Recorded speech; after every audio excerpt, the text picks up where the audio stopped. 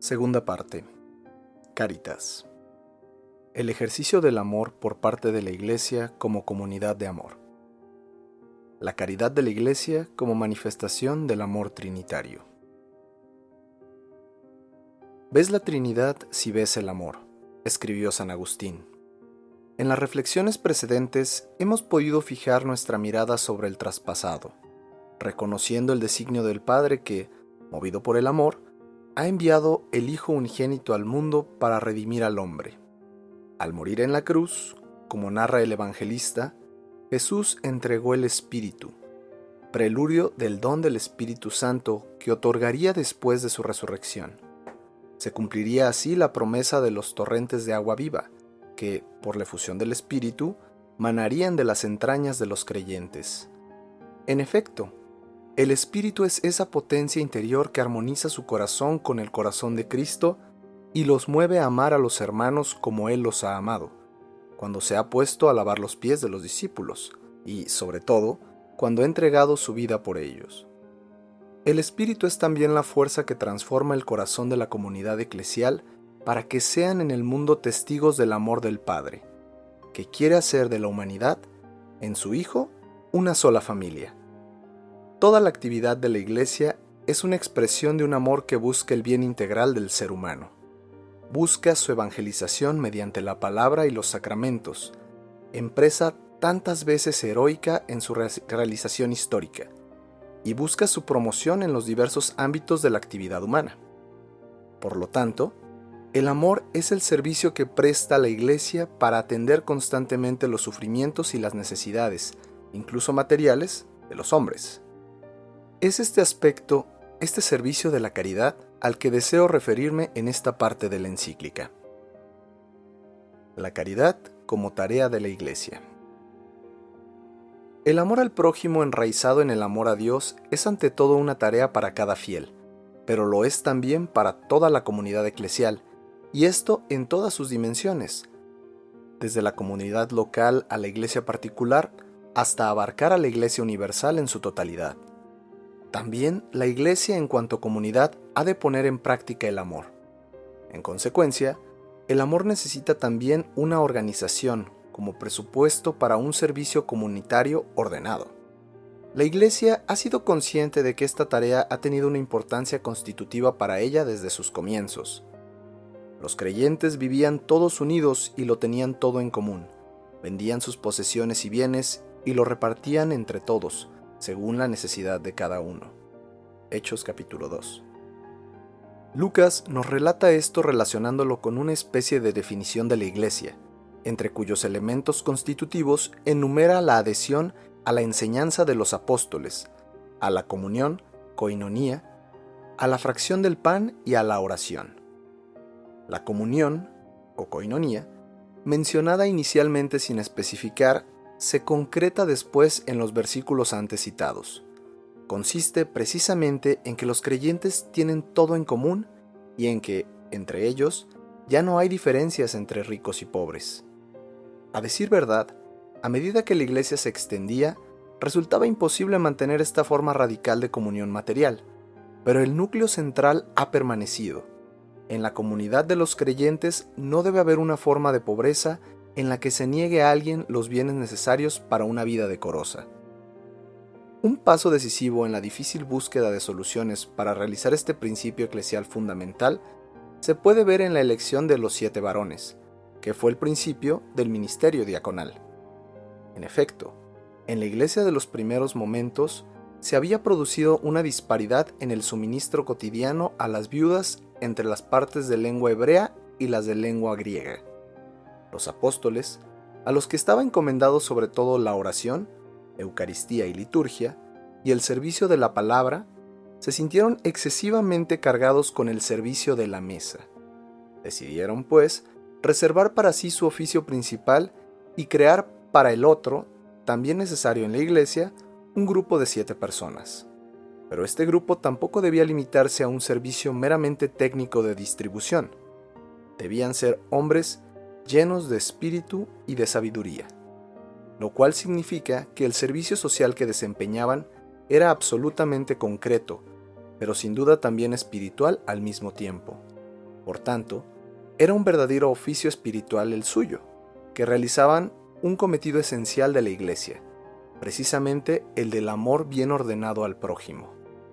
Con la formación de este grupo de los 7, la diaconía, el servicio del amor al prójimo ejercido comunitariamente y de modo orgánico quedaba ya instaurada en la estructura fundamental de la Iglesia misma.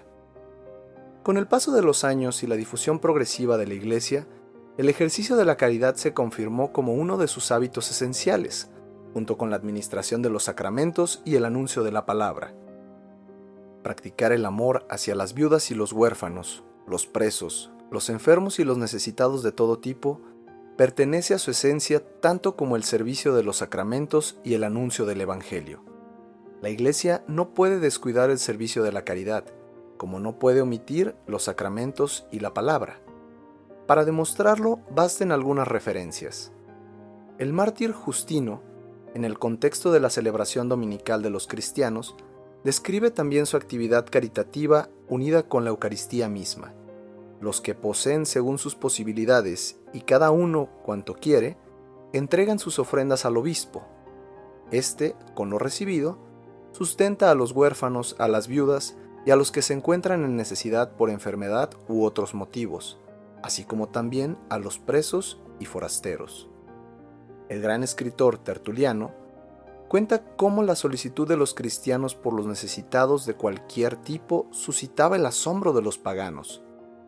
Y cuando Ignacio de Antioquía llamaba a la Iglesia de Roma como la que preside en la caridad, ágape, se puede pensar que con esta definición quería expresar de algún modo también la actividad caritativa concreta.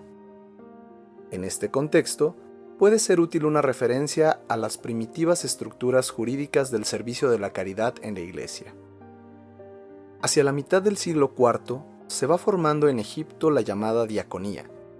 Es la estructura que en cada monasterio tenía la responsabilidad sobre el conjunto de las actividades asistenciales, el servicio de la caridad precisamente. A partir de esto, se desarrolla en Egipto hasta el siglo VI una corporación con plena capacidad jurídica a la que las autoridades civiles confían incluso una cantidad de grano para su distribución pública. No solo cada monasterio, sino también cada diócesis llegó a tener su diaconía, una institución que se desarrolla sucesivamente tanto en Oriente como en Occidente. El Papa Gregorio Magno habla de la diaconía de Nápoles. Por lo que se refiere a Roma, las diaconías están documentadas a partir del siglo VII y VIII. Pero, naturalmente, ya antes, desde los comienzos, la actividad asistencial a los pobres y necesitados, según los principios de la vida cristiana expuestos en los Hechos de los Apóstoles, era parte esencial de la Iglesia de Roma.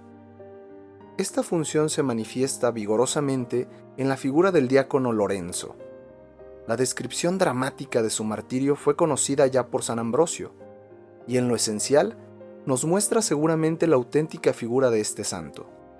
A él, como responsable de la asistencia a los pobres de Roma, tras ser apresados sus compañeros y el Papa, se le concedió un cierto tiempo para recoger los tesoros de la Iglesia y entregarlos a las autoridades.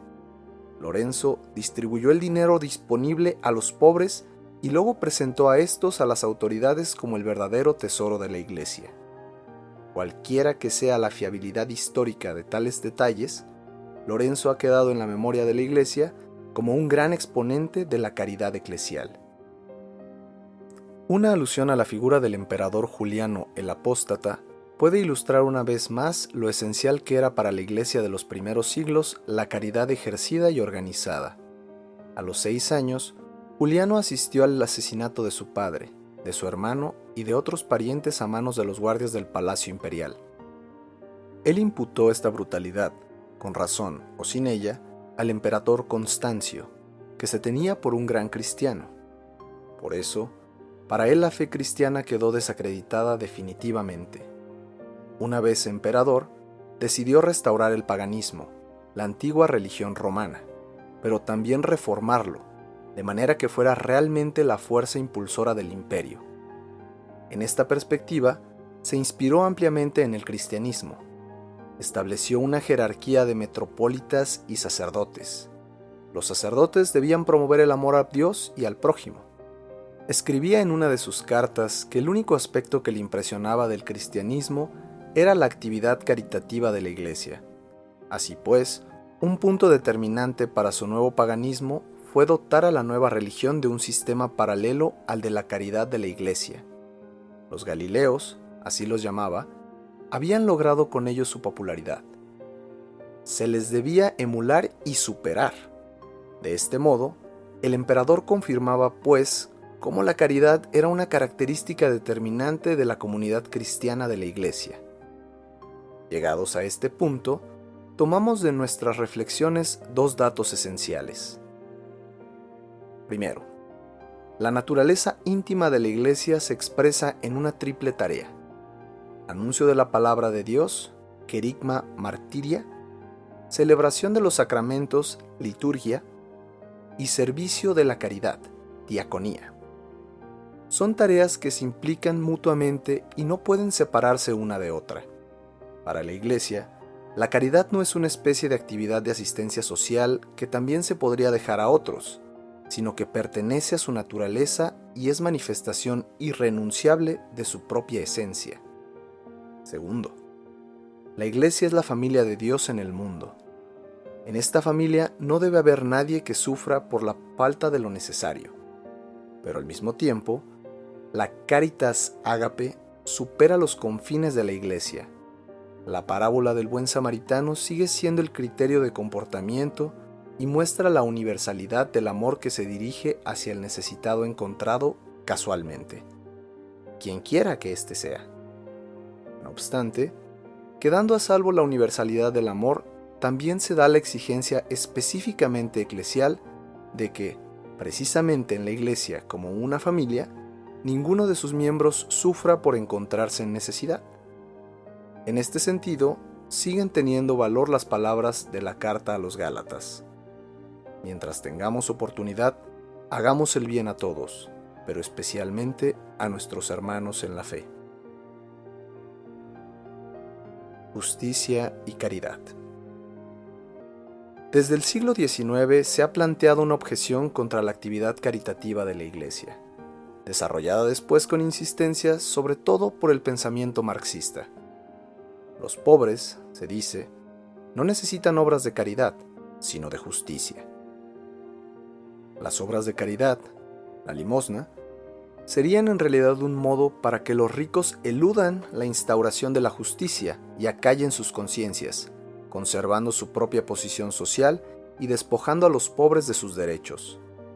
En vez de contribuir con obras aisladas de caridad a mantener las condiciones existentes, haría falta crear un orden justo en el que todos reciban su parte de los bienes del mundo y, por tanto, no necesiten ya las obras de caridad. Se debe reconocer que en esta argumentación hay algo de verdad, pero también bastantes errores. Es cierto que una norma fundamental del Estado debe ser perseguir la justicia y que el objetivo de un orden social justo es garantizar a cada uno, respetando el principio de subsidiariedad, su parte de los bienes comunes. Eso es lo que ha subrayado también la doctrina cristiana sobre el Estado y la doctrina social de la Iglesia. La cuestión del orden justo de la colectividad, desde un punto de vista histórico, ha entrado en una nueva fase con la formación de la sociedad industrial en el siglo XIX.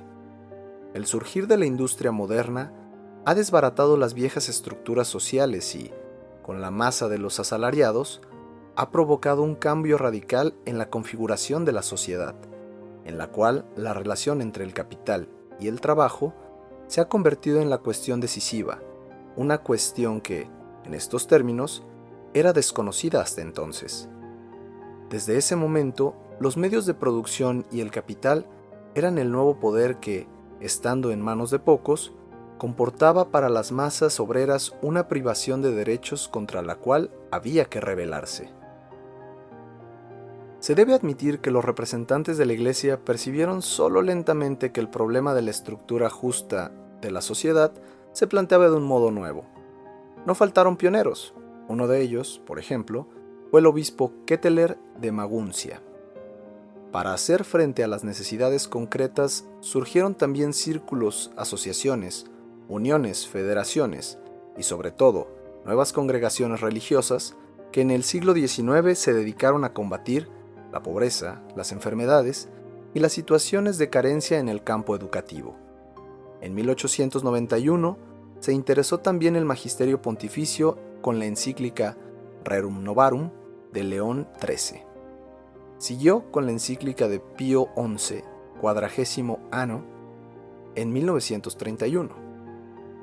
En 1961, el beato Papa Juan XXIII publicó la encíclica Mater et Magistra, mientras que Pablo VI, en la encíclica Populorum Progressio y en la carta apostólica Octogésima Adveniens, afrontó con insistencia la problemática social que, entre tanto, se había agudizado sobre todo en Latinoamérica.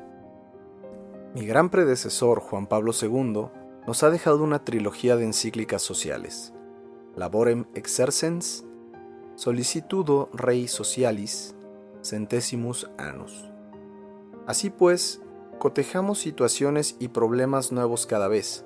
Se ha ido desarrollando una doctrina social católica que, en 2004, ha sido presentada de modo orgánico en el Compendio de la Doctrina Social de la Iglesia, redactado por el Consejo Pontificio Justitia et Pax. El marxismo había presentado la Revolución Mundial y su preparación como la panacea para los problemas sociales.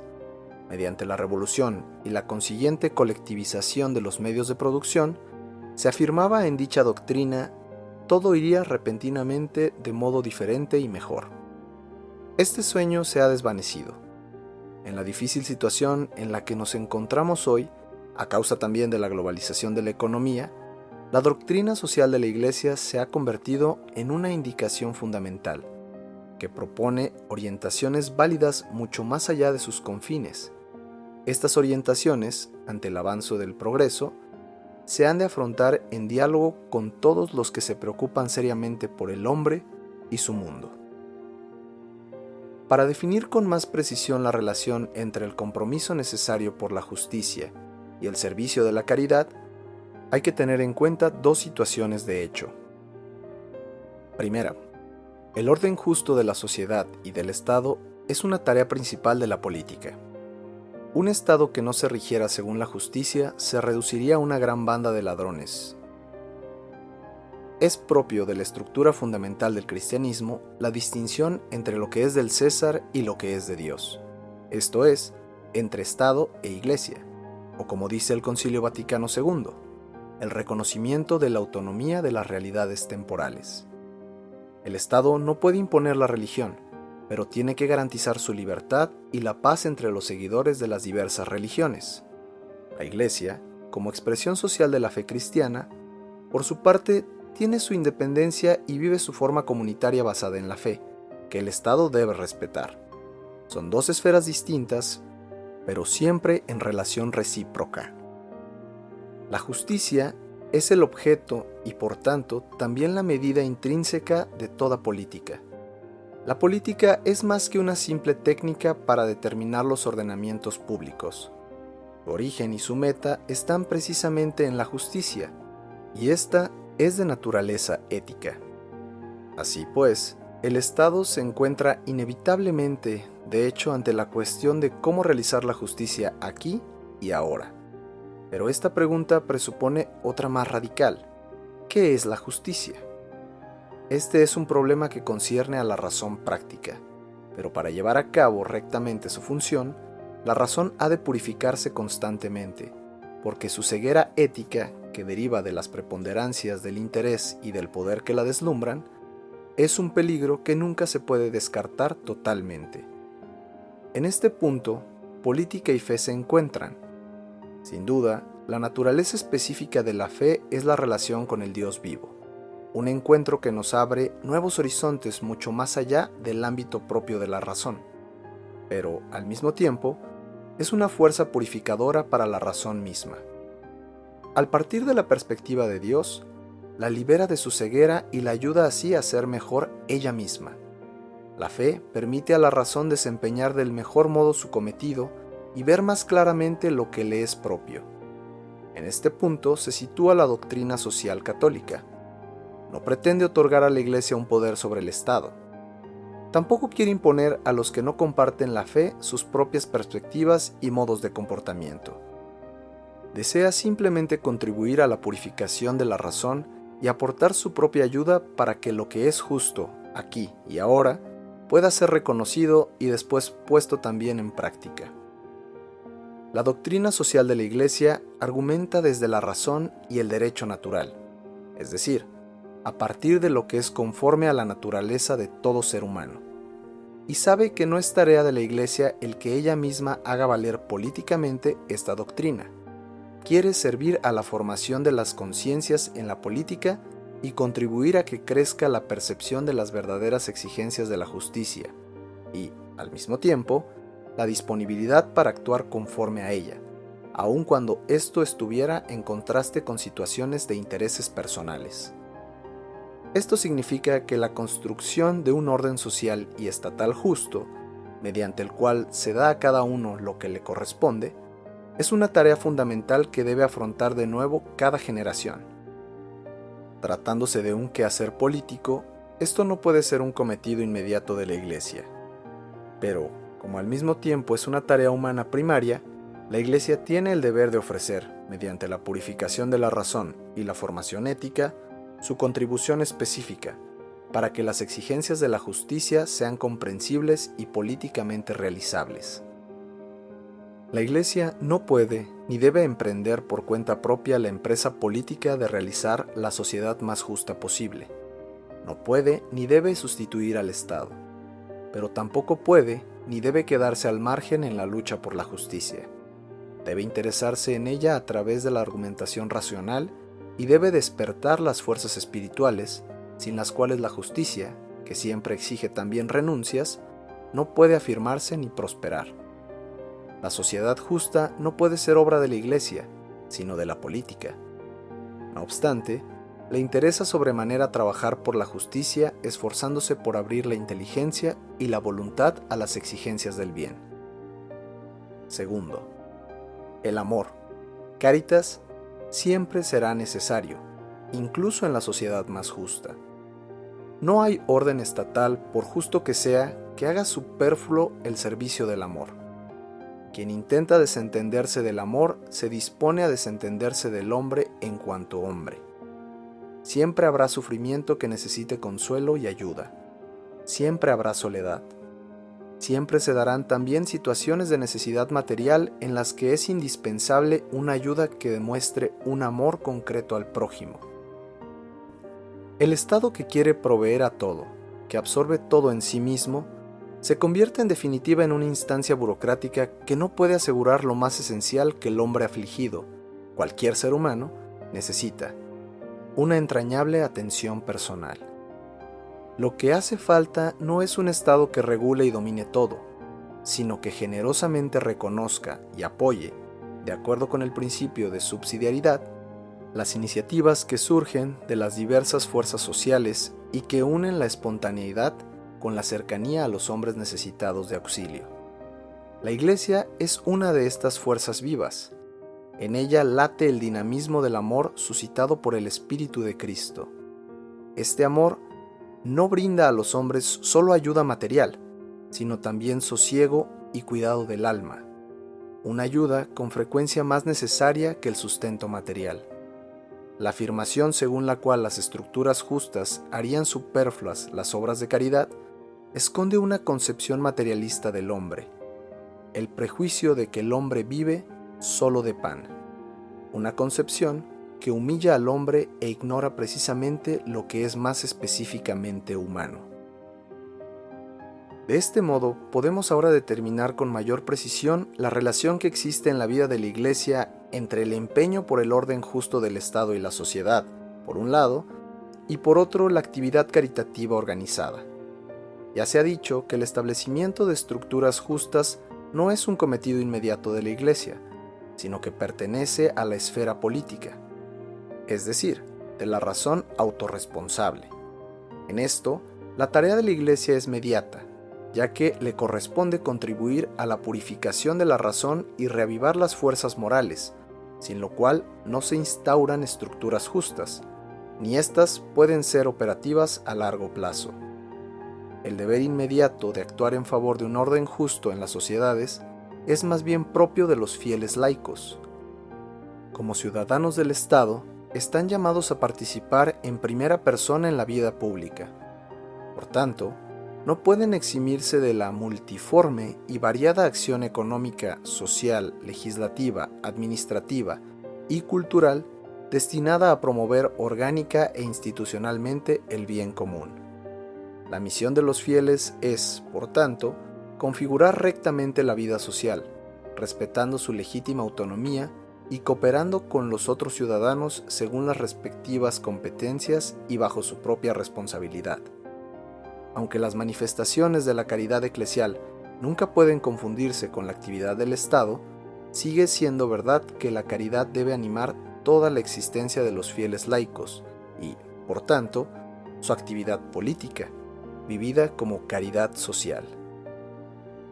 Las organizaciones caritativas de la Iglesia, sin embargo, son un opus proprium suyo, un cometido que les es congenial, en el que ella no coopera colateralmente, sino que actúa como sujeto directamente responsable, haciendo algo que corresponde a su naturaleza. La Iglesia nunca puede sentirse dispersada del ejercicio de la caridad como actividad organizada de los creyentes, y, por otro lado, nunca habrá situaciones en las que no haga falta la caridad de cada cristiano individualmente, porque el hombre, más allá de la justicia, tiene y tendrá siempre necesidad de amor.